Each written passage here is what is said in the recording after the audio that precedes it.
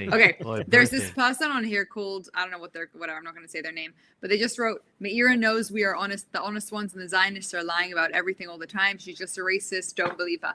I love this kind of comments, because I think this is exactly the way that these pro-Palestinian, or I don't even know what this person believes. They could be a pro-Palestinian, they could be a Chinese bot for all I care. But they instead of being able to actually argue any of the things that I say or my opinions and the things that we believe, they'll just immediately call you something defamatory and make you feel emotional. You know, like these terrible people, like a Zionist, she's a racist, they're lying, don't believe her. It's so classic. It's honestly embarrassing, and it's a little bit old at this point. It's gotten a little exhausting. But I think this is an important thing, because I want to wrap this up. If we're talking about the anti-Israel propaganda, which is similar to the pro-radical Islamist propaganda, which is a war that Iran's fighting in its own way and experiencing, there's this kind of ridiculous new idea of like dual loyalty that we're seeing a lot in America. You're not allowed to have dual loyalty, right? If you're American and you support Israel, that means you have dual loyalty. It's almost seen as a curse. It's almost seen as like a defamatory statement. I think at the end of the day, the ability not just only for us to be nuanced, but the ability for us to say, we know our enemies, we see our enemies, we see the tactics that are being used against us, the way that they would try and call us names, and they can't hold a candle, but we're the ones who actually experience what terror feels and looks like. America experienced 9/11, but they've forgotten about it because they successfully voted in an Islamist who would probably have cheered on that day, right, to lead the city where everything happened. Very simply, the people who actually experienced it are the ones who, it's not a dual loyalty thing. It's the ones who actually have an understanding of what is going on and the significance and the importance and the contribution. When you're an Iranian Canadian, let's say, right, or an American Israeli, you're somebody that understands both cultures, that sees the benefits of both and the ways that both can contribute to each other. And so therefore you're the type of person who actually should be speaking out to Western society about what's going on in Iran, because you get both, you see the beauty of one, you understand the culture and the nuance. Yeah. I think there's a real important emphasis that needs to be made by the people who are fighting not for Israel, because I genuinely don't think that any of this is really to do with Israel. It's against what it looks like to live under a radical Islamic mentality and society. We both know it. The Israelis and the Iranians understand this. We can have a million differences of opinions about God and about religion and about everything, social issues, etc. But at the end of the day, we're up against an enemy, and that enemy manifests itself for us in reality. For a lot of people, it manifests as fake bots online that just try and scare them, like this person, like, look, she's a racist, trying to create fear-mongering. But we experienced it, and therefore we have to be the mouthpiece of the people who haven't really experienced it and don't understand to take the threat seriously. Have you guys seen Game of Thrones? Of course. How could you not?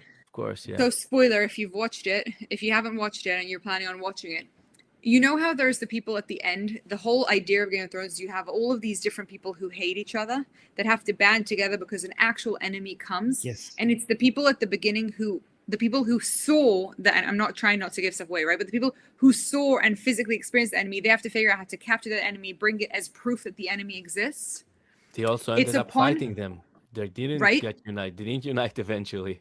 They had to go get the corpse. They had to go get the corpse to go to show that this thing is real. It didn't help. It didn't help because the people couldn't put it. But in the end of the day, but what ended up helping, when the people who were powerful and capable actually brought their skill sets and didn't hold back and decided that they were putting all of their energy to focus in on that. The Iranian people, when they succeed in defeating the Islamic Republic, and the Israeli people have an absolute obligation to the Western society to be saying every single day and calling this stuff out every single day, because we have experienced it. We know what it looks like. We understand the real threats of it. And to me, I think that's kind of the note that I want to end on. Don't be afraid of the bullying. Don't even listen to it. It's ridiculous. It's bot-like and it's pathetic. It has no substance to it. The people who have experienced it are telling everybody in the world to pay attention. Pay attention to what's happening. Do you have time for me to agree with you a little bit? Yes, I have 3 minutes.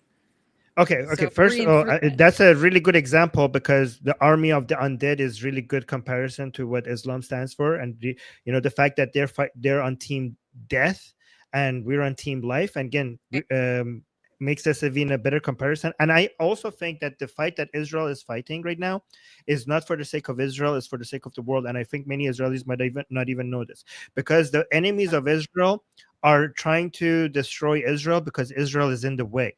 They're not going to be content with Israel. They're going for the rest of the world. This was a 3-phase plan. Phase 1 was to remove Pahlavi from Iran so that they could capture Iran. Phase 2 is to destroy Israel so that they could capture the Middle East. And the intention is to destroy what they call Western imperialism, what we call is the world liberal order.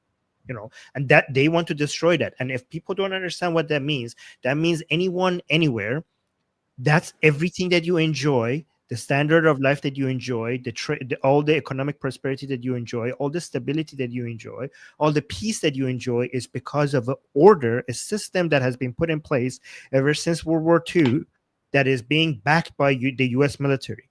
And Islam is not just a religion, it's a world order. It's a world order. It's not a religion. It's a world order that is competing with this new world order that we're in. And the intention is to destroy all of that. And this tiny little country of Israel in the Middle East has managed to stop all of that from spreading all around the world. So a support for Israel is not a support for Israel. It's support for Israel supporting the entire planet.